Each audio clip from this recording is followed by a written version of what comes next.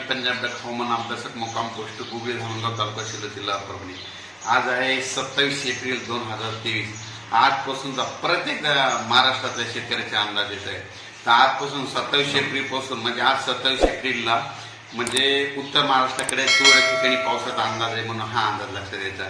त्याच्यानंतर 28 एप्रिलला पुन्हा पश्चिम विदर्भ आणि मराठवाड्याच्या भागाकडे तुरळक ठिकाणी पाऊस पडणार आहे म्हणून हे अंदाज लक्षात घ्यायचा।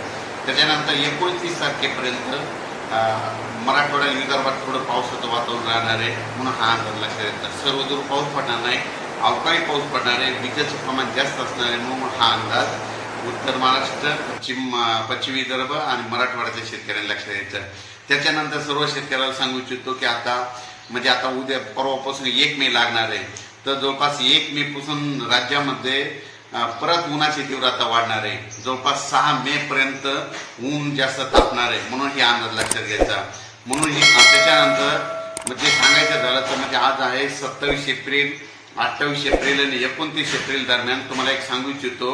आज 27 एप्रिलला उत्तर महाराष्ट्राकडे थोडं पावसाचं वातावरण आहे, सगळीकडे नाही पण काही भागात आहे। त्याच्यानंतर 28 एप्रिलला पश्चिम विदर्भ आणि मराठवाड्याच्या काही भागाकडे पावसाचं वातावरण म्हणून हे लक्षात यायचं। 29 एप्रिलला पश्चिम विदर्भ आणि मराठवाड्याकडे थोडेफार तुरळक अवकाळी पावसाचे म्हणून हा अंदाज लक्षात यायचा।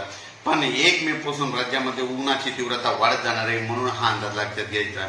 1 मे ते जवळपास 6 मे पर्यंत उन्हाची तीव्रता राहणार आहे, हवामान कोरडं राहणार आहे म्हणून हा अंदाज सर्व शेतकऱ्यांना लक्षात घ्यायचा। अचानक बदल झाला तर परत एक अंदाज दिला जाईल।